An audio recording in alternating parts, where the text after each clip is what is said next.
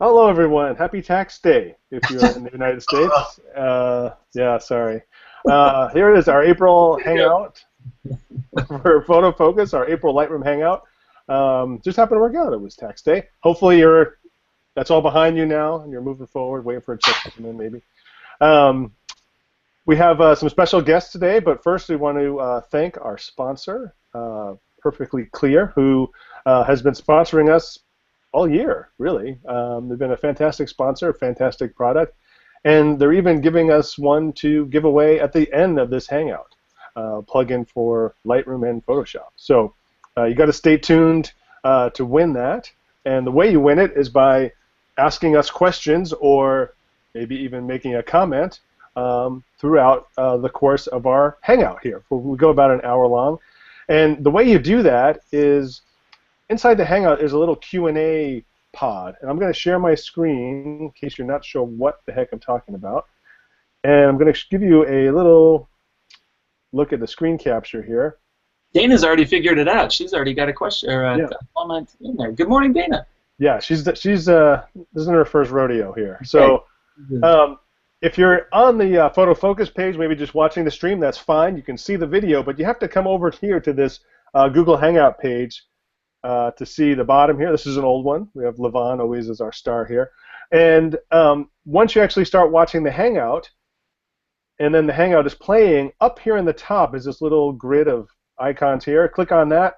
Click on QA. That opens this little panel on the side where you can click Ask a New Question, and then we'll see those questions as you ask them right in our side of our screen, and we'll answer them as best as we can.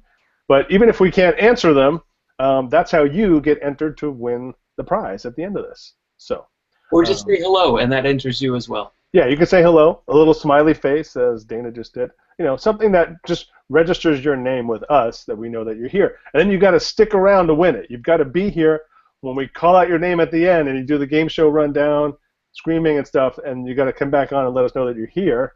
Otherwise, we have to give the prize away to someone else, and that always makes us so sad for that person. So stick around, and we'll give those away. So thanks to our sponsor, and let me turn things over to Levi Sim, my good buddy Levi, who's been doing these Hangouts now forever. Levi, where are you today? I'm home. I'm still home. I'm in Portland, Oregon. Wow. 88 degrees today. Nice. 2 in a row where you've been home. That's fantastic. Yeah, it is. It's not bad. NAB is going on, but I'm not there this year. That's right. Yeah, me either. Yeah. And everyone I know is heading there or is there now. Right. Right. In fact, David J. Crewe. And I couldn't let you be the only man here in a fedora. I like it. I like it. Yeah, style. Yeah. You're right. We have to keep up with Levi here. Let's see what Rob comes back with. Well, David and Clay are joining us from San Diego right now, but they are aching to get on the road. They're going to hit the road and go over to NAB as well. So, here's Rob. Rob's back with his hat. That's the best I could do, was this straw hat. Sorry. All right. Well, we're psyched to have a double two for guest here. We are, and so that's a first. David and Clay are both in the commercial realm. Clay's an editorial photographer and does advertising work. David does all kinds of stuff. He's a video genius, for one thing, and then also glamour photography, commercial work. Time lapses are a big part of David. You've probably seen him on some Flern titles in the past. Yeah. And if you've ever watched the TV show on NBC, you've probably seen some of my work now too. Exactly. Yeah, we see lots of David's work licensed for use in broadcast television, and that's exciting. That's a whole other podcast. We gotta think about how that works. And then David's also an author for Photo Focus. So, thanks for being here, guys. Yeah, thanks for having us. This is awesome. I'm just kind of like chilling. I'm just hanging out. Pleasure. Happy he happened to be in town, so he was staying with me for a bit before we headed out to Vegas. And it's like, I got to do this webinar. You guys can hang out while I'm doing it, or do you want to be on it? He's like, okay. Sure. Nice. We like that. Some questions are already coming in, as well as a bunch of hellos from around. James is asking if everyone else gets to see everyone else's questions. I think so, because there's like a little plus thing there where people can plus one or plus your comment there. So my answer is yes. I've never actually done it from the other side, so I couldn't tell you. But I'll go with yes. I'll go with yes. Your questions, and but there's no bad questions. There's no dumb questions. Sometimes there's some questions that are beyond the scope of our intent for this Hangout session. Yeah. And so we may breeze through them quickly, or we may put them off till the very end, or we may even refer you to a previous Hangout if it's not for this topic today. That's right, because we've got a whole archive of Hangouts going back like 2 years or more now on photofocus.com. So we might send you back there too. But right. Hello everyone. And then James also says, what about the bow ties, guys? Sorry, I didn't have one of those hanging around. Best I got a slinky. All right. Do that. And bow tie. Cecil's in. Hi, Cecil. Hi, Alan. Good to see you guys. Thank you so much for joining us. And let's get rocking. All right. So this is all about how to speed things up. Could be workflow speeding up. Could be speeding up Lightroom. Could be speeding up your computer. Right? Any of those things. Everyone, with every version of Lightroom that's ever come out, top thing has always been, can you make this thing go faster? People just don't have time to waste, and inevitably it's not fast enough for everyone, and sometimes maybe even get slower. So we're going to talk about those things. So if you have any questions on that general theme, we'll be happy to try and answer them. But we've also got a bunch of different things to try and hopefully enlighten you on those things, and maybe some we might have to dive a little deeper as your questions come up. So, who wants to go first? Well, I'm going to answer real quick Kenneth's question. He says, okay. Invitation. I think you mean to this Hangout, and it's because I set up the Hangout using the Photo Focus account, and then I forget to log back in and click the button on my own account. So that's probably why. Kenneth, thanks for checking. But he's always here. He always shows up. And well, I'll start with some ideas for speeding up import. Yeah. All right. Let's go there. All right. Let me. Oh, I should share my screen. Sharing screen. And tell me when you see me, or when you see Doug. I do see Doug. Hello, Doug. Doug, excellent. So if we pop over to the import dialog, there are a couple of things that I like to do when I'm importing. First of all, if you don't see this big view, it's because you need to click this little arrow here in the corner. Oh, that's a good one. Arrow, you get to see some expanded options. And I don't know why, but I like it. I like to see the extra arrow here. I think it's good to be able to check your work, but that's a good thing. You know, once you've if you have a workflow that's pretty much the same each time, most of the settings on this dialog are sticky. Right. And you could use the smaller condensed import screen to speed things up if that works for you. Yeah. I guess the thing for me is that because they don't change, and well, that's what we're going to talk about right now. Yeah. First thing I do personally, I copy as a DNG, and that speeds up my workflow later because I don't have the preview pop up as a JPEG and then disappear. You know, I don't see the JPEG preview and then it loads and disappears. So I kind of like it to have my picture looking Adobe standard bad all the time. Oh, I see what you're saying. See what I mean? So you like so one of the things about a lot of these speed tips, I think, is it's either a pay now or pay later kind of person. Right. You know, you have to decide who are you. Are you like you want things to kind of go fast in the beginning, and you know you're going to kind of slow up later on, or do you want to kind of invest your time and resources in the beginning part so that it goes faster later? And so this copy as DNG is one of those things where you kind of pay now, but the payoff comes later because they're already DNG and they've already been rendered. They'll be faster, potentially a little bit faster in develop. Yeah.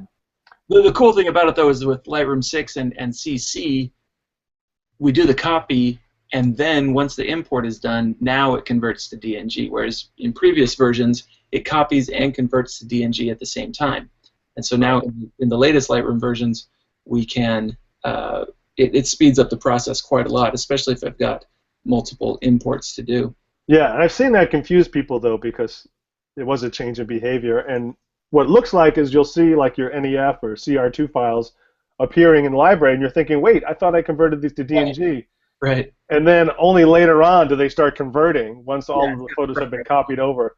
And I've seen that kind of freak people out a little bit. So just relax. But I like it too because if I need to stop it, I can. Like I can convert later. And like if I need to pick up my computer and leave, I can stop the process but the copy is finished. So that's my personal preference there.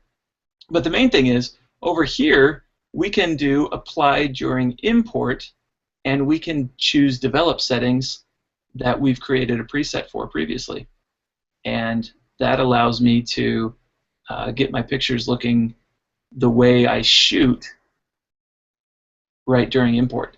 And so, for instance, if I was shooting a what do you call them? Any camera other than what I've got. If I was shooting a Nikon camera, I would choose this one right here, and it sets the camera profile to landscape, or it sets my camera profile to standard, and it applies the lens correction, which we don't recommend doing anymore. Well, you know, it's a pay now, pay later thing. Pay now, pay later thing, yeah. But I would absolutely choose to set my camera profile during import. However, this is one of the reasons I keep my expanded import view here, is because I'm changing this pretty frequently. I usually choose to use my GH4 RAW preset as I import, but so, you know, the main thing about import to remember is that really all that has to happen to import is the Lightroom catalog having a little handshake with each photo or video that comes in, and that's really it. It just makes a database record about that particular file and knows where it's going to go. Now, it could also copy them to a new place, so that's Lightroom trying to save you some time. It could move them to a new place. That's Lightroom trying to save you time.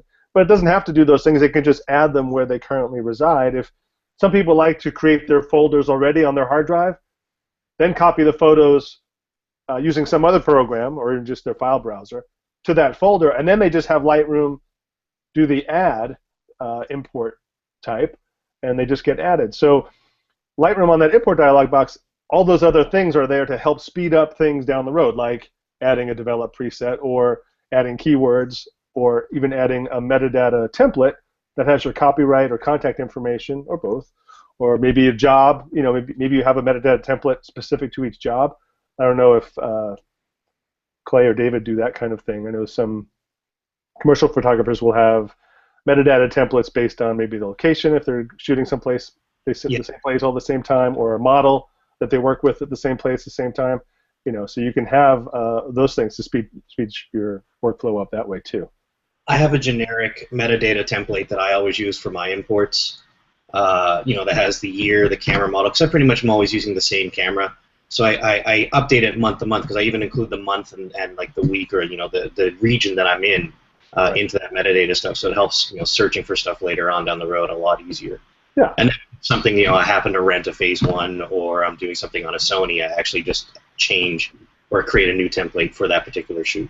Yeah, it works the same way with me in metadata. It's like it's depending on the shoot. I have basically keywords and templates set up that I can just tag that photo with that when importing, depending on the shoot or the project. So. Yeah. You know, that reminds me. Let me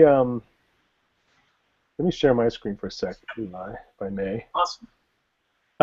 So, speaking of import tips, I just remembered I had one too. And so, if you are someone who maybe has a card reader that has multiple card slots, and maybe you go out in a shoot and you've got multiple cards and you want to import them all at once, by default, what Lightroom does is, you know, if you have a single card loaded up under devices, you can only import that one card at a time.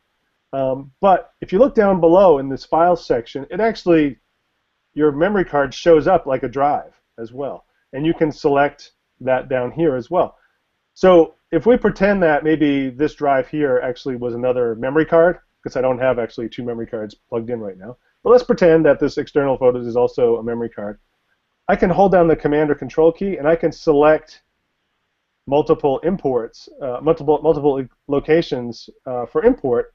And if I check this Include Subfolders box, now I'm importing all of these photos in these folders plus my memory card. So if this was maybe also another memory card, and if you had a card reader that had multiple slots for cards, you could really import a whole bunch of cards all at once. And so even those just blew my mind, Rob.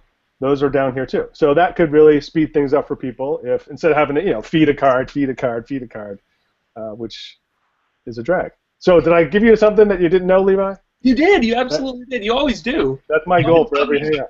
That I didn't know before. Yeah. My job here is done. I'm going to sign off. That was worth it. That was absolutely worth the cost of admission here. All right, cool. Oh, here's another one that is not as mind-blowing or helpful, but this trips people up sometimes. So under metadata presets, we were talking about all the things you can include, right? And so, for example, I have copyright and contact information. That's just kind of the generic, like David was talking about. But down at the bottom of this is keywords. And what I do, because sometimes I end up importing photos from other people. I teach at a local community college, and I import students' photos. And I don't want their keywords messing up my keyword list. And so if I apply a metadata template with this box checked, it actually clears any keywords that might have been on a photo that was coming in. That way I don't get it adding to my list. That's a good idea. What trips some people up, though, is they think that they have to check these boxes to add things in, and sometimes I've seen people check the GPS box somewhere up here, thinking they have to check the box to have that added. What it does, though, is it wipes that field. So they're bringing in their photos that have GPS metadata embedded, and they're checking this box and then wiping it out. So don't do that.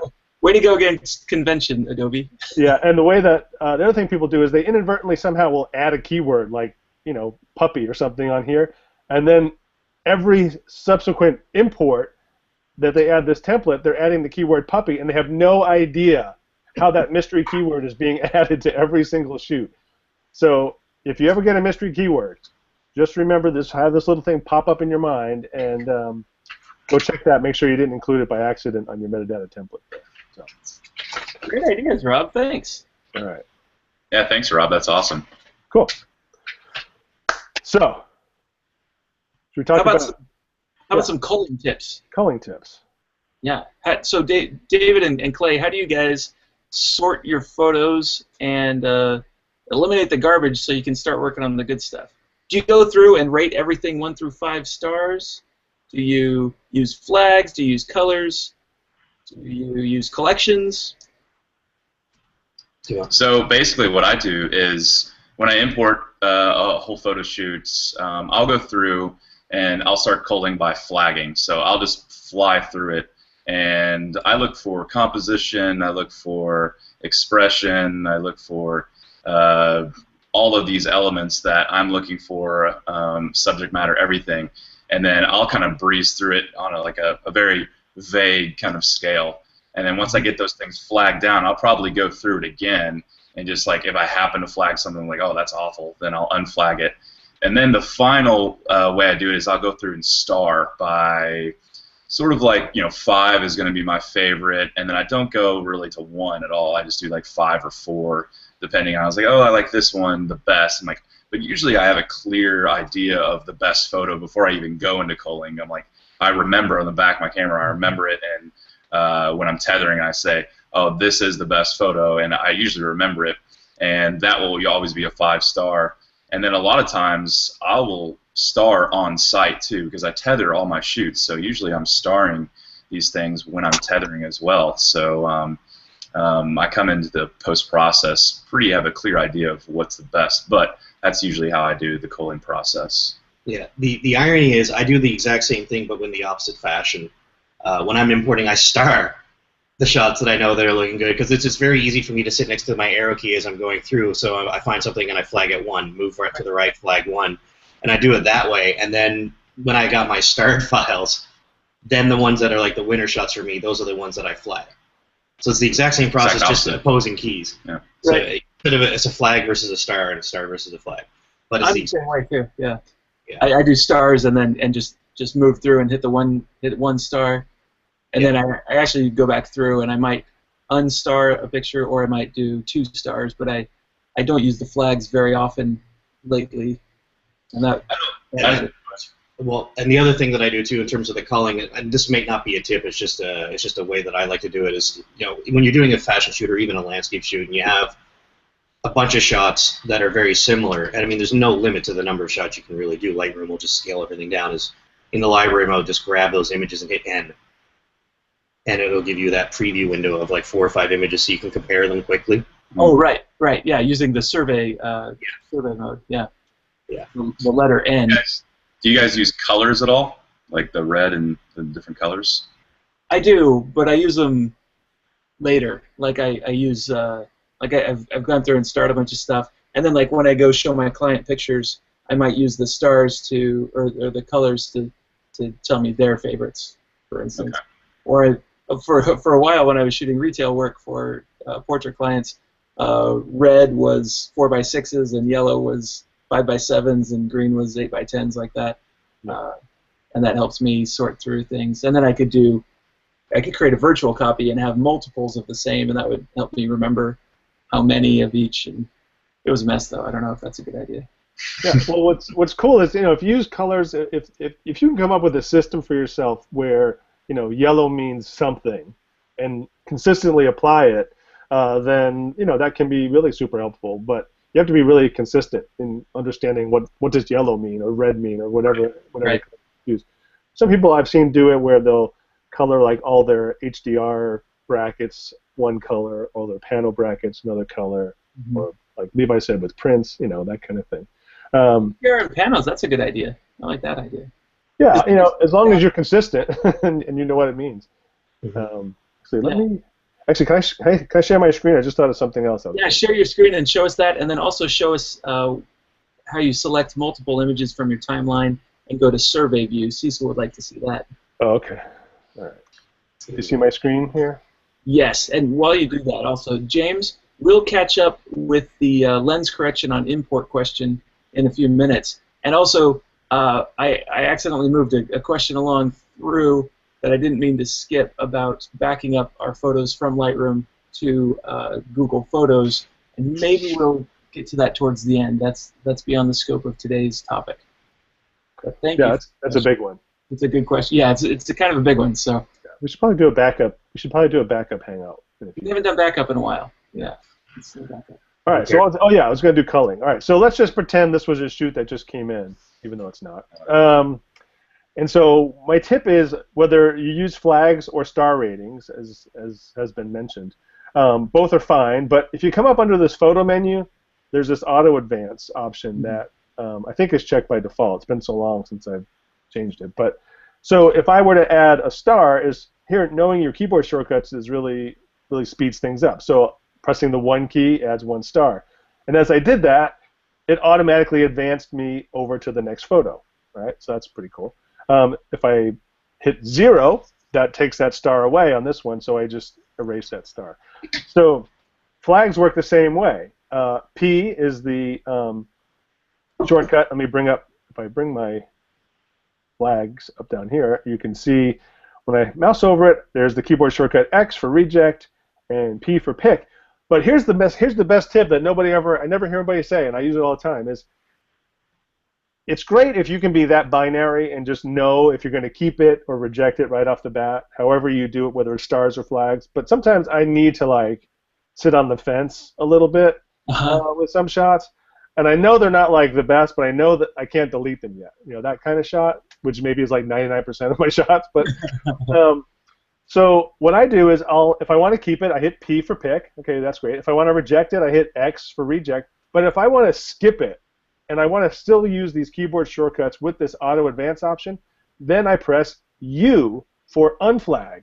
And if the photo's already unflagged, that just triggers the auto advance to go to the next photo without changing the flag state.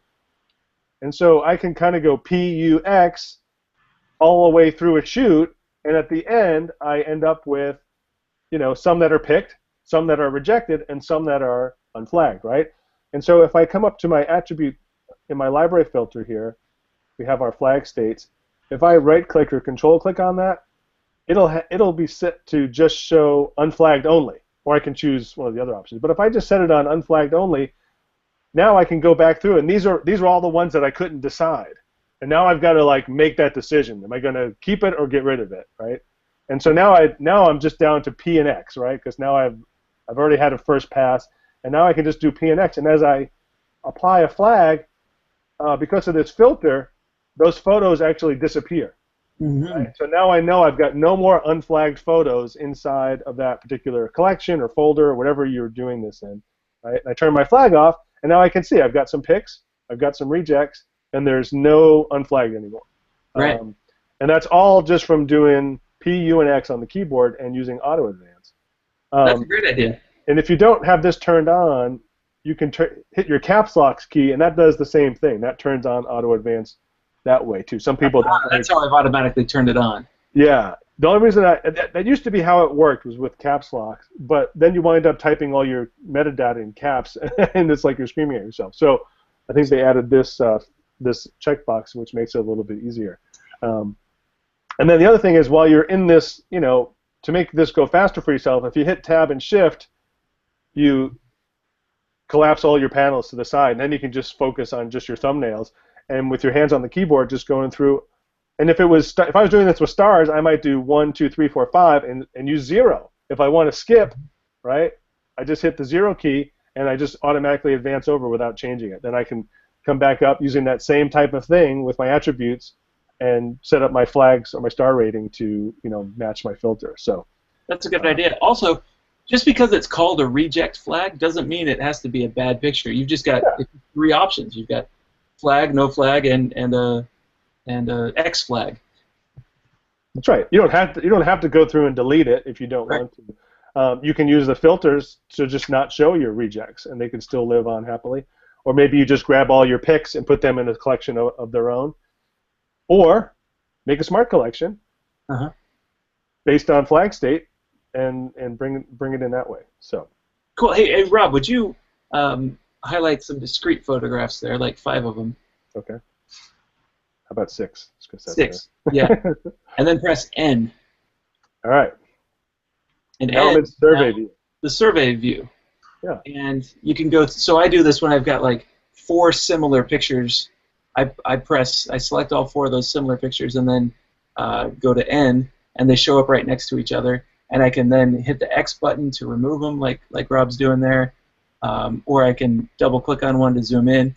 Also, if you press Shift-N, it projects this onto your second monitor. So when I'm showing clients, I'll press Shift-N and show them on the larger screen what I see on my laptop screen. Very cool. And then the other thing I'll add on is lights out. Yes. So Shift Command or Shift Control L will cycle you through the lights out modes. Or if you go up to the window menu, lights out, you can go through lights dim and lights off. And that way you can really just kind of hide the interface and just see your photos there. Doesn't just pressing L do it too? Well, yeah, L cycles it through. The Shift Command L I use just to get in and out of it. Sorry, that's what I meant to say, and I didn't actually say it, but that's what my brain failed me there. What was the other thing I was going to show? Is there something else? Or is that good? That was it. Well, if you already have your screen sharing, you can open up the preferences. Yeah, I was going to say we skipped the performance. We kind of skipped that a little bit early, like some behaviors for new computers, because somebody did ask about the 5K MacBooks, and it's a good idea to talk about the new stuff versus the older machines like mine. Right. So one of those things might be under performance. Is a new feature in Lightroom 6 and Lightroom CC 2015 dot whatever the heck it is now for. This use graphic processor option. As David was saying, if you have an older machine, this may not actually help you. It may actually hinder you. Although since this launched, Adobe has done some work to include other GPUs, and the vendors have updated their drivers, so some of them play better. But on my older Windows machine that I use my desktop here, I have this turned off. It's got to be 5 or 6 years old, and I just don't bother using it. with this turned on, and it's the same behavior as it was in Lightroom 5. So it's not like it's gotten worse. It's just didn't get better. But if you have a newer machine, you might leave this checked. So this is a good thing if you have any kind of wonky behaviors with Lightroom. This is a good thing to start with to turn off and see if that helps. Was there something else on here you guys wanted to talk about? Another performance tip. In the file handling section of the preferences as well is a good place to go because so you already have that enabled, the embed fast load data. That'll help speed up your initial preview loading back and forth for that. But then the cache. So because I have an older computer and it can't really handle a lot of those things, my cache size I actually have set to about 50 gigs because I have a ton of hard drive space, but a very poor performing computer. So having a larger cache actually really helped me for fast loading of previews and doing large processing or large batch processing, I guess you could say. Awesome. Cool. Yeah, and this number goes up really high. I forget the ceiling on it. It was like 200 gigs or something crazy like that. Ridiculous how big it can get. Yeah. So just by default, it shows up as 1, and that's probably too small for most people. So I used to have mine larger, and I went down to 5, and it seemed to be okay for how I use it. So experiment with that number. Go higher than 1. I don't think you need to go higher than probably 100. I mean, unless you're doing. I have mine set to 50. 50. But part of the reason for that too is I do shoot a lot of time lapses. And there you go. Yeah. I get 1,000 frames basically every time I'm doing a time lapse, and it's just when you're working and batch processing and exporting 1,000 frames at a time, especially on an older machine, it takes forever, and it's quite an ordeal. Yeah. And so any cache, the purpose of the cache is to speed up the performance, so it doesn't have to re-render or redo whatever it's stored in that cache. And so this is one that Lightroom uses and actually shares with the Camera Raw plugin. So go ahead. Did you say something? That's interesting. That I didn't realize it shared it with Photoshop's Camera Raw. Yeah, it even says it right here, Adobe Camera Raw. And what you can also do is if you've got multiple internal drives and maybe one's really fast, but maybe one has more room on it. So a lot of people have like a small SSD drive as your kind of primary drive, but maybe you've got another internal drive that has a lot more room, and you don't want to have this eating into your small SSD drive space. You can choose a different drive to put this on. I wouldn't put it on an external drive or something like that, but if you've got a dedicated internal drive, that go with one that has more space. Now, the other thing to keep in mind, though, and everybody does things differently for their cataloging, but I have different catalogs for everything that I do. So I have yearly ones if I'm shooting for a particular client. They get a separate catalog. So every time you have these settings in your cache, it creates a new cache file. So if you've got 100 catalogs and you've set your cache to 50 gigs each, you've got potentially your entire hard drive eaten up with nothing but cache files. Really? Huh. I did not know that. That's Now it's I have a ton of space. I've got 2 terabytes on my hard drive, so it's never a big deal, and I always check them and I go through and my biggest one right now is 29 gigabytes. I have it open right now. That's my 2016 catalog, and it's only been 4 months into 2016, and it's 29 gigs of cache already. Right. So you just want to keep an eye on that. Do you ever purge that, David? Sorry? Do you ever use the purge cache button right there? Yes, it's particularly for older things. Like I'll go through catalogs for old clients or old years. Obviously, I don't need this information there anymore because I'm not going to go into my 2010 catalog. I don't need to keep all those previews and things like that I've had. So I'll go into that 2010 catalog, change it from the 50 gig down to 2 maximum, and purge the whole thing. Huh. And do it through the preferences. If you delete it manually, if you go into the file handler and just delete the file, your catalog will it'll just wreak havoc on you. Adobe doesn't like it when you go in and manually. Right. Actually using moving pictures and all that stuff. Just do it all. If they have a button specifically in the program to delete something or clear something, they don't like it if you go and do it manually. The program does not like it. Yeah. Cool. Any other tips on preferences while I'm here, or should I move on? The catalog settings is another thing that I use as well, which helps control that cache size. Because this is where you see the file handling. You're about to see how big your cache is right now. Drum roll, please. Yeah. So where I went to was on the general tab of the regular preferences. There's a button to jump over here, but if you go under the Lightroom menu on a Mac, you can go to catalog settings. If you're on a Windows machine, it's under edit, and then you'll see catalog settings. But So look at that. Your preview cache is 54 gigs. 54 gigs. I bet you didn't know that. So if you hit the purge cache button in the other view, it'll. No, not this. It won't affect this one. That purge cache in the other view will get rid of your camera raw cache. Yeah. This is the preview cache that lives alongside the catalog file. Right. Yeah. Which I recently cleaned mine out because I was running out of space, and it was like 80 gigs, and excuse me. So this catalog has like over 100,000 photos in it, so that's not too bad considering. I don't have very many smart previews apparently. Yeah, so this is a good area. Like the catalog settings here is a good place to find out the size of your actual catalog file, the size of your preview information, and you can decide whether or not you want to keep it. So like that's kind of what I do when I have older things and not a lot of hard drive space. I'll go in and check to see just how big these things are, and going, okay, this is a 4-year-old catalog, and the preview cache is 50 gigs. I don't need that. And you go through and clean it up from there. Cool. Anything else on here? The discarding one-to-one previews. That was what I was going to say. And the preview quality, that's where you can set information. So that will impact the size and the speed of your imports. So this is inside that cache file that's stored alongside your catalog. You can tell Lightroom, hey, after a day or a week or 30 days or never, just delete the one-to-one preview size. My experience is that Lightroom, you can set this, and it kind of, I don't know, has its own calendar it works under. I don't. It seems to not be like on the money here, but if for what it's worth, if file size or catalog cache size is important to you, set this to 1 week or something like that. Lightroom will always regenerate them if they're not there. Yeah. But at least you're doing something. Right. To try and control it. As far as your size, this is a new feature in this version too, where they have this auto size, where it checks the size of your resolution of your screen, and it bases it off of that. Used to be that you would choose based on whatever standard size they included that was slightly larger than your current screen.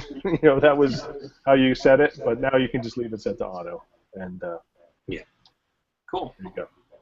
Well, those are some good tips. Hey, All Rob, right. why don't we do another sponsor check? Yeah. Show folks one more time how to do the Q&A. Okay, yeah, since I'm sharing my screen here, let's see. All right, so if you've just tuned in from, are we hearing an echo? We are. Oh, hold on. That's probably me. 1 second. Not that I don't like hearing myself talk. Great, thanks, David. So if you're watching this on the Photo Focus page and you want to come over here to the Google Plus side, just click that link on that page and you'll see the Hangout. Then you can start watching. And then as you're watching, look for this button up in the top here and click on that and then choose Q&A. It'll open up this panel on the side. Click Ask a New Question and we'll get your question up here over here. And that's how you get entered in to win our prize at the end, thanks to our sponsor, Perfectly Clear. And that's the plugin that you'll be giving out. So, and we've got a full-bodied, Perfectly Clear license to share today, and it is a terrific tool for speeding up your workflow. And I highly recommend it. I use it practically every day. Do you want to show that tip you had for batch processing? I will. Yes. Well, let's do the develop one because it's a good contrast in the way that they work together. So yeah, Perfectly Clear is a sponsor, and thanks to them for helping us bring these tips to you. So let's do some presets and develop tips. All right. You guys want to go first, and I'll follow David, Clay, do you guys have since I was hogging the screen all that time. any ideas for making develop module faster? Is this? Oh, sorry. For us. On the spot. Yeah. Ones with the hats. Oh, that would be you. Yeah. Well, I mean, one of the things you could do. I mean, you already kind of dabbed on it, and if you're talking about that, you've already done your culling. You've got the preset application. So you can grab, if you already know your color grading and things like that, you can develop your presets within Lightroom, like you already talked about on the import, and apply those if you haven't already applied them. Outside of, I don't know. I mean, the batch processing. Oh my God, I don't even know what we didn't even. That's why it's completely over my head here. One of the things you can do. Okay, I'm just gonna grab some files before it's me, so it's not me when we're looking at this. No, that's good. That's good. And let me get in here to share the screen. I wanted to make sure I was pre-lighting for Clay yesterday in a workshop, and nobody needs to see those photos. I think those are the best ones. So here we go. So if we already know, let's just say this is the file that I'm working on. It's a flash lighting file. I'm just going to do these things kind of here manually. I'm going to make it just a little brighter, bump the contrast down. I'm just going to do things arbitrarily here. Like, this is not how I would do it. So please be aware of that. I'm just making quick blanket changes, whatever. So this is the way I want my photo to look, and this is the image that I have. I can go simply right-click on that image and either hit sync settings or copy settings if you're applying it to individual images. But because I have these 4 or 5 images automatically selected, I can just hit sync. There's also this button right here that says sync. Sorry, the button also right down here that says sync. Mm-hmm. Perfect. So I can hit synchronize, and now it's going to paste these settings I've made across the entire block of images here. Or again, like he was saying, I can just click this button. I'll make a couple more changes. I'll bump that saturation back up because that was a terrible decision. And I'll hit sync. And there we go. So now the exact files or the exact adjustments I have made over here will be applied to each and every one of these images now. And that works great because they're shot in the same light. She's the same distance from the light. Nothing's changing except her expression. Right. Yeah. So when you've got a style, you've got a look that you like, and you've made your adjustments in Lightroom, and you're in a particular setting. And this works great for event photography as well, because you're pretty much using the same settings for everything you're doing in a single room. So you can make your adjustments, your contrast, your exposure, your shadows adjustments for the first image of that set, and then blanket apply it to the next 5 to 500, depending on how many you've shot. Right. I also use the previous button frequently. We're echoing it, David. I'm sorry. Oh, sorry. Let me mute. Did something change? Because we were doing well. No. But I'm muting myself now, so keep going. Well, and so you can use that previous button in the develop module to do one-off pictures, and I often do that. It's probably slower, but it's for some reason it's a good workflow for me to just when only one picture is selected, just pop back and forth between individuals and hit the previous button. Or similarly, if you hit Command or Control C, you can copy the settings, the same settings that you can use to sync with, and then do Command V to apply those to whichever photograph you've got on your screen right there. Everybody's muted but me, and I feel a little lonely. Sorry, Levi. I just didn't want to jump in there. Don't worry, you're not alone. All right, well, I've got something to share. Can I share my screen again? Yes, please. That's a great tip. Thanks, David. All right. So on this develop idea, let's just. So these were part of a HDR panel. Okay, I'm not just shooting such crappy photos, but that happened to be what I landed on. So here we are. So I just selected a photo and hit the D key to go to develop. So if you haven't noticed, learning the keyboard shortcuts is really one of the best things you can do for speeding things up. Actually, that's to speed up your workflow. Yeah, kind of goes without saying, but I just said it. So Levi, you shared about using presets on import. David was sharing, syncing. I happen to have auto sync turned on, so another way to just as you're working live, images as I update anything here, that automatically affects all the photos down in the film strip too. Another tip, in case you didn't know this, if you double-click the label for any of the headers for these sections, it resets all of the sliders in that section. If you double-click any slider, it resets that individual slider, which is really helpful, I think. What I wanted to show, I'm going to hit the reset button, make sure I've got nothing applied to this photo. if you look up under the Develop menu, there's this option for Set Default Settings. And I'm going to go back and restore the Adobe ones because I already had set a custom one here. And what I find is if you're making a lot of the same adjustments, a lot of the same changes to every photo, just as like a base adjustment, then updating your default settings can really save you a lot of time. And so now that I've restored my Adobe ones, I'm going to hit the reset button, make sure it's back there. And so by default, we have Adobe Standard. And this will get to the question that came up earlier about lens corrections. And so by default, nothing in lens corrections is enabled. And then by default, sharpening is at 25, and the radius is at 1, and details at 25, masking set at 0. So this is just Adobe's starting point, right? Let's maybe choose something a little bit better to look at, although not much, but a little bit better. And what I like to do is, if I always changing something like the camera profile, all right? And so I don't particularly like the Adobe Standard as a starting point. Maybe you do. It's fine. It's personal preference. But I usually prefer, at least as a starting point, the camera standard profile, right? And so I'll make that change. But if I'm making that change every single time, that's wasting my time. But I can make this part of my custom default, right? The other thing I like to do is have this remove chromatic aberration turned on. For me, I don't see a lot of change, but sometimes it really helps. But it's not as much of a performance overhead for turning this on compared to enabling the profile corrections. And that's why I was talking about this earlier as either you pay now or you pay later type of setting. If you're bringing in several hundred or more images, and your default setting, or if you have a developed preset being applied on import that turns this on, that means Lightroom has to do a little bit more work, especially depending on the lens. It might have to really correct some distortion in the lens or some vignetting in the lens.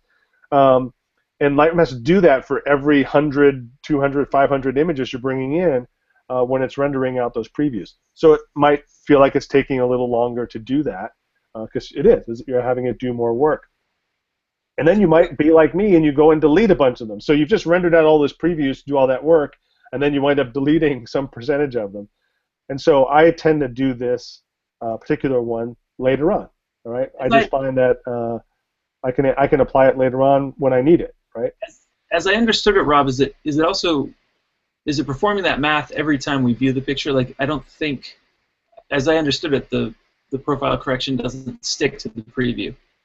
Like it renders that every time we see it. Am I mistaken?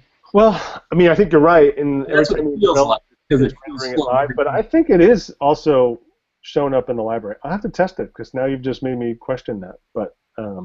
But perhaps because it was a performance issue, maybe it's not applied to the standard profile. I mean, the standard preview. Yeah. Is that what you're suggesting? Right. So that warrants some testing on my part to confirm one way or the other. But because it feels slow every time I view the picture, even though I just viewed it. Every time I go back to the photograph, it feels like it's yeah. So maybe it's not stored in the cache, in the camera raw cache either. So yeah, I await your test on that. All right, I will test that for next month. But because it's resource intensive, if you have it turned on and then you do something like a spot removal, again, Lightroom is going to be doing a lot more work with that enable profile corrections turned on when you're doing something like a spot removal, which is kind of intensive too because there's a spot. So if you find that Lightroom is working really sluggishly, see if this is turned on and see if turning that off makes a difference for you, because it can actually affect the performance. So what I do for that is in my preset panel, I have this one section I call Start, and I have a preset here for disabling that box. So if I click on this preset, it's just going to uncheck profile corrections, all right? And then I can do my spot removal, all right? And then when I'm done, I'll just check this other preset, which just enables the profile correction again. And that way I can just turn it on and off kind of at will without having to slow Lightroom down in terms of its processing. All right.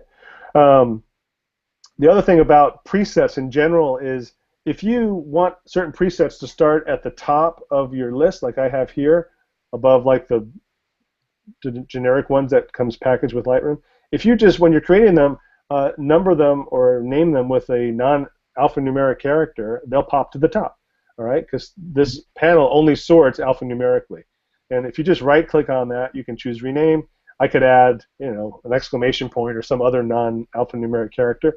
I just choose numbers, and that way the numbers also sort that way too. So you can have, if you have a certain order of presets, that might help speed you up instead of having to bounce back and forth between, which one is that in and trying to find it.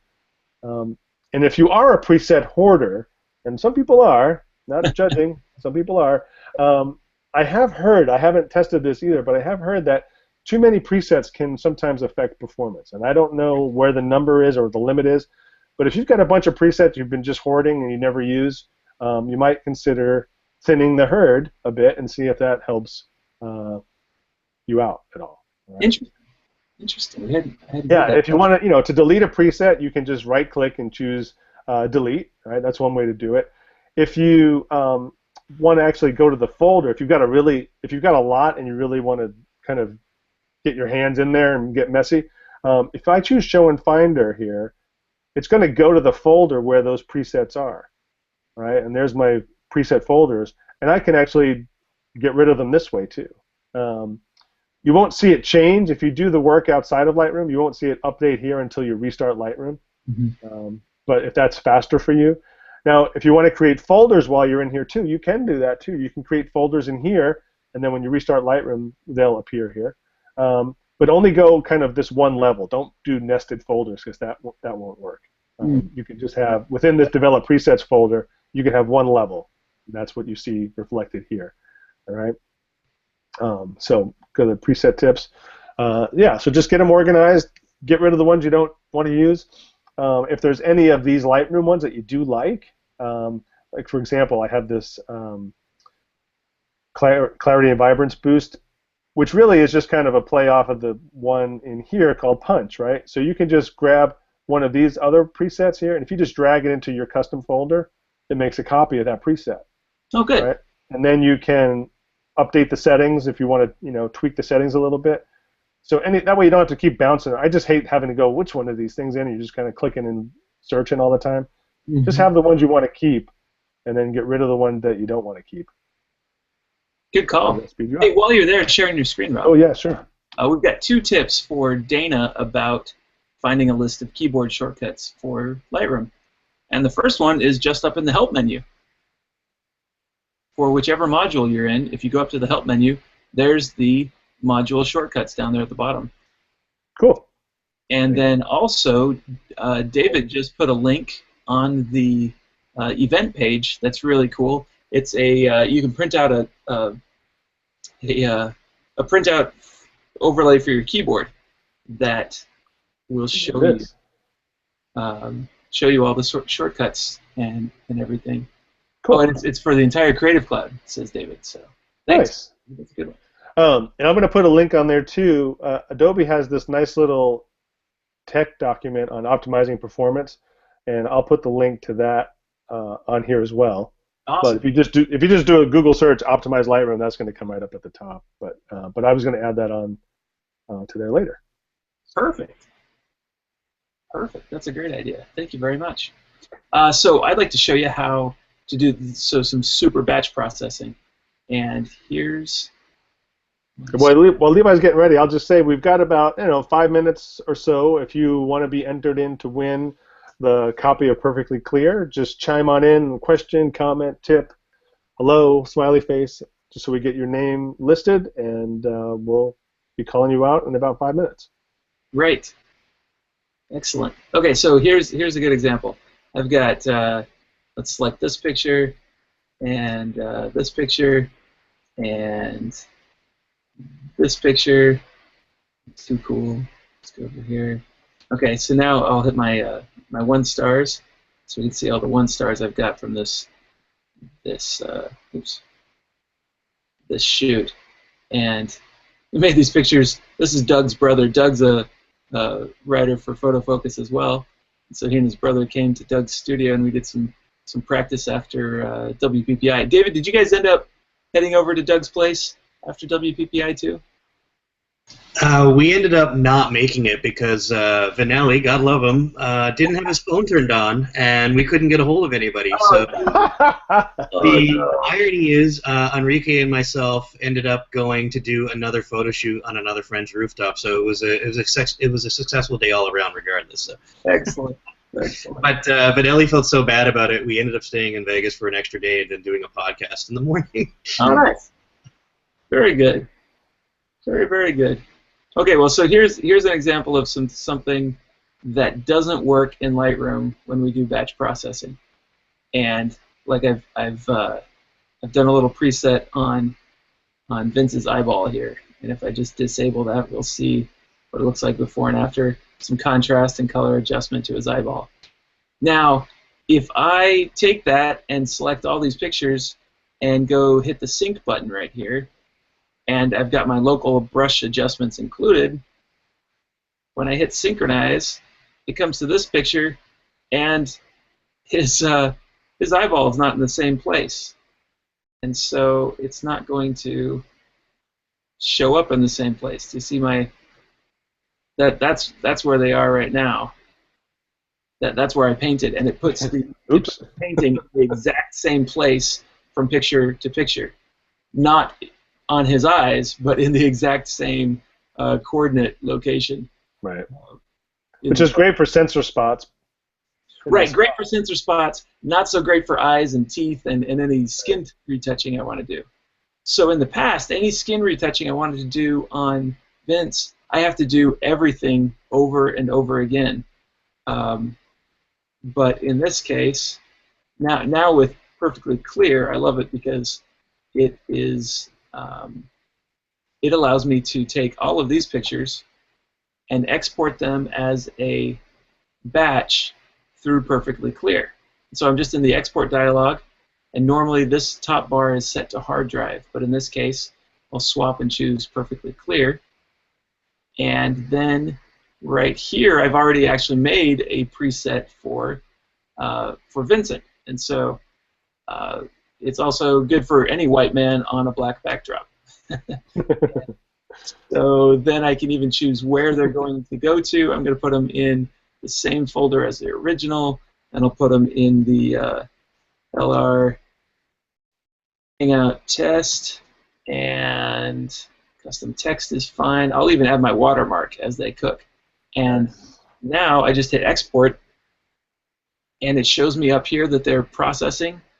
And down here, it's creating a new file for each of these, a new JPEG file, and it's storing them in the place where I told it to save them. And while that's happening, I can be doing other things in Lightroom. I can be sorting Doug's pictures and getting ready to work with those. And so the best thing about it, though, is that Perfectly Clear analyzes this picture, and it analyzes this picture, and it analyzes each picture individually, and it finds the eyeballs, and it finds the smile, and it finds the skin, and does the retouching that I included in my preset. And it does it even if the subject moves, and it does it even if the exposure changes. And so for events and things, it's perfect, because as people move around, it finds their faces, and it retouches them, and it adjusts the exposure if it needs it, and if it doesn't, it just doesn't adjust the exposure. And it works almost flawlessly. I mean, I've done hundreds of pictures in a batch, and they all come back looking so good, and there's some additional adjustments I want to make on a couple of them. And so it's a great launching point for any batch processing we want to do. And then it comes back and says these are successfully completed, and then we could go to the previous export here and see what we got out of them. And so look, it's cleared up the spots in his skin, sharpened his eyes a bit, and added my... has your logo on it. Yeah, it's got my watermark in the corner too, and and look, it's brightening them up too. This one is going to brighten. It's going to brighten. Let me try reading metadata. This could be the one that needs to be... Oh, there it goes. It just hadn't loaded yet. So it took that darkness and made it the right brightness, even though he changed places and things. Very cool. And so it's a great way to batch. Yeah, well, it saves you time on both ends too. Right. Right. Stop screen sharing. Rob, there we go. So that's one of that's the tool we're giving away here today too, from Perfectly Clear. Also, anybody who's watching, they've just created a new product from Perfectly Clear called Perfect Exposure, and it takes just one section of Perfectly Clear, and it's free, and you can go download it, and it's a marvelous tool, and it works in batch processing, and it's got just some of the most basic tools from Perfectly Clear, and it's the best exposure adjustment tool because as you brighten or darken a picture with it, it does not desaturate the colors as you brighten, which is what happens in Lightroom or Photoshop. As we brighten the picture, the colors become less saturated. And I think really where can people get that, Levi? They can get it at Athentech.com, Athentech.com. I'll put the link to that on the page too, on the Hangout. Perfect. Page. And that's a free download forever. It's not a limited license trial. It's available forever. Cecil is asking if the Perfectly Clear plugin acts like other plugins in returning the photo back to Lightroom. It does. Is it like a one-off? Right. Yeah. Yeah. So if I do it one by one, they automatically come back to Lightroom. If I do it as an export dialog, then I want to make sure, and let me show you that real quick. I want to make sure that I check the Add to this catalog button, which is right here.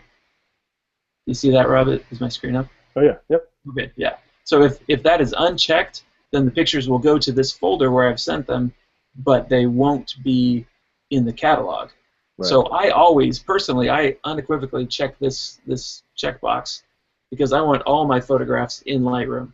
I do all my management with Lightroom, and so if something isn't added to this catalog, I don't even know where it is. Super hoarder. That's right. Ken is asking a question: how to create a preset with camera calibration using a color checker passport. Sounds like maybe he's making a custom camera profile. Right. Two different cameras. I shoot with an FX DSLR and a Sony RX100. I store these in the same folder. I want to import into Lightroom with one preset. I think, Ken... I have some of those loaded. I think what I would do would be, if you create a custom camera profile for each camera, and you want that to be your starting point, I would create a custom default for each camera. Use a raw photo from each camera, create a custom default with the camera profile, the custom camera profile you created, and it'll load that way. And that way you don't even have to worry about a preset. That way, whatever preset you apply, you just don't need to include the camera profile one because it'll be different. You know what I mean? With two different cameras coming in. So if you kind of come at it the other way and then just customize the default for each camera individually, then that's a set it and forget it. Once it's done, all your raw photos will come in with that camera profile already done. Yeah, like I've got right now, I've got all these different profiles I've made with my color checker, and I could just choose one of these to use and create a preset for it, right? And that's all we need to do. Yeah, well, that would totally work if all the photos you were bringing in were from that camera. Uh-huh. But he's got two cameras he's importing at the same time. Oh, I see. He's got images from two cameras that he's importing at the same time. Didn't you show us in another Hangout, Rob, that we can create a preset for a camera? Yeah, well, Is that what you were just saying? Yeah, you just do the defaults for each camera. The default. Okay. And you just include the camera profile that you want, and boom, Bob's your uncle, as they say in Canada. Is that right, Dave? Aren't you from Canada? You lost your accent. You know what that's all about at all. Yeah. You really lost your accent. You must have all about. I don't know. Yeah, I work with a bunch of Canadian friends, and there's a few words I pick up. And process is one that gets a giveaway every time. Yeah. Process. Yeah, Canadians can't say that was process. the big attention point for me for a while when I first moved down here. Actually, I got ribbed about that one, and my response was, "Show me where the AW is." I'll pronounce it process. Yeah. Raw. Otherwise, yeah. So hopefully that helps Ken. Yeah, check that out. I did show that earlier, so if you watch the archive of this, I attempted to show it. I probably didn't finish because I got distracted today. But I probably show that almost every Hangout, so it's probably in another one. Great. Yeah, great question, Ken. All right, so I think we're at the top of our time here. Yeah, let's. Clay, David, do you have anything you want to share before we wrap up and Levi finds the winner? I think we're good. I was just looking to see if there's any questions that we missed that we could try to tackle quickly. Yeah, I think we've got them primarily. Yeah. I think there's one from James that might take a little bit more time, though, which was he's having some problems going back and forth from plugins into Lightroom. Okay. That might be an email question for offline. Yeah. Goes about like additional work. My screen redraws. Joshua Adams says this is one of the best Hangouts he's attended. Josh, you must not go to a lot of Hangouts, but thank you. He comes to most of ours, though. So there you go. That's great. No, just a little self-deprecation there. I'll have to think about that, James. That doesn't ring any bells for me. But when I hear something weird like that around display, go see if that GPU box is checked on your machine, and see if that makes any difference. Because that would be the same in Lightroom 6 as well as CC. And that's just a bit of a Hail Mary there. I don't know. I just, whenever there's wonky things, there's a few things that we try to do. So that's turning off that under the Performance tab, turn off the GPU thing. Trashing your preferences, another kind of, I don't know what else is going on. I'll just give this a try. You could also try creating a new catalog. Import a few test photos into it, and see if you can recreate the same behavior in the new catalog. And if you can't, then maybe there's something weird going on in your other catalog. That might just be a clue. But if you get the same thing with all of those things, then I don't know what else to tell you. There is one thing that I just kind of remembered because it was a pain in the butt for me when I upgraded Lightroom recently. Is by default, I think, when you create a new catalog and you just install Lightroom, the facial detection is turned on, which is a new feature in Creative Cloud, and the GPS is turned on. And whether or not your camera and that information is in those raw files, it's going to, or it's in your system, that's going to add a ton of time to your importing and rendering times, and just put your whole computer into overdrive. If it's not something you desperately need, turn those things off and just do it manually. Before you go to bed, turn it on and go to bed and let it run overnight, kind of thing. Yeah. But those are on by default on the first install when you create a new catalog. So those are the other two random tips I would say or to help you speed up your Lightroom processing is turn that off. Cool. And I said process. I hope you appreciate that. Process. Yeah. Process. So, Levi, do we have a winner? we have a winner. It is Ken Tannenbaum. All right, Ken. And Still with us? Ken, have you Ken, already you're still here. Just jump back in the Q&A and let us know you're still with us. And then, how does he collect this fabulous prize? And then Ken just needs to send me an email at levi@photofocus.com, and I'll send you a a license key for Perfectly Clear. Secret code. So Ken, are you there? Ken, who we tried to answer your question so well. All right, so this usually what we have to do. We have to say, Levi, do you have someone else as a backup if Ken does not appear? Someone else as a backup if Ken doesn't. Ah, there he is. That always works. All right. The threat of giving their prize to someone else always makes them appear. Okay. Well, thank you all very much. Well, yeah, thanks, guys, for hanging out with us. Thanks, Clay, for jumping in and crashing I on didn't do Hangout. much, but thanks for having me, guys. Yeah, that was great. You have the honor of being our first Hangout crasher. That's excellent. And where can we catch up with you guys? Yeah, so you're heading off to NAB. Yeah, for me, everything's pretty consistent. All my contacts is just at David J. Crewe, at davidjcrewe.com, Twitter, Instagram, the whole 9 yards is all the same. Clay? Mine's Clay Cook Photo, Instagram, Twitter, Snapchat, and Clay Cook Photography on Facebook. Nice. Yay for consistency. Good work, guys. Yes. Good Yeah, idea. we were lucky. We both were very rare in the lucky bunch that were able to get all of it in one fell swoop. Right. That's good. That's good. And quick reminder, everybody, this Hangout is going to be viewable as a rebroadcast momentarily. As soon as I hit done, it's up on YouTube, and you can view it on Photo Focus again. So if there were some tips that we talked about that you'd like to review, you can just scrub through and fast forward and rewind to find what you need. And all the past ones are up there too. That's right. Everyone ever. Rob, Levi, where can we find you? Beat you. at photofocus.com. I'm writing for Photo Focus, and I travel and teach as well. You can find me on Instagram and Twitter at PhotoLevi. And if you have any questions or things you'd like to learn about in Hangouts, let us know. Yeah. And then we'll have our May Hangout figured out here soon, and look for that on photofocus.com when we've got that figured out, and we figure out who we're going to have inviting to that one. I don't know that one yet. So, well, excellent. Well, thanks, guys. Have a great rest of Monday to you. Safe travels wherever you're going. And, Thanks, man. To anyone in Vegas, we'll see you tonight. That's right. Yeah, if you're heading to NAB, To Las Vegas. look for those guys. Have a great time down there, and we'll see you around. Yeah. Thanks, Thank you all. everybody. Thank you all.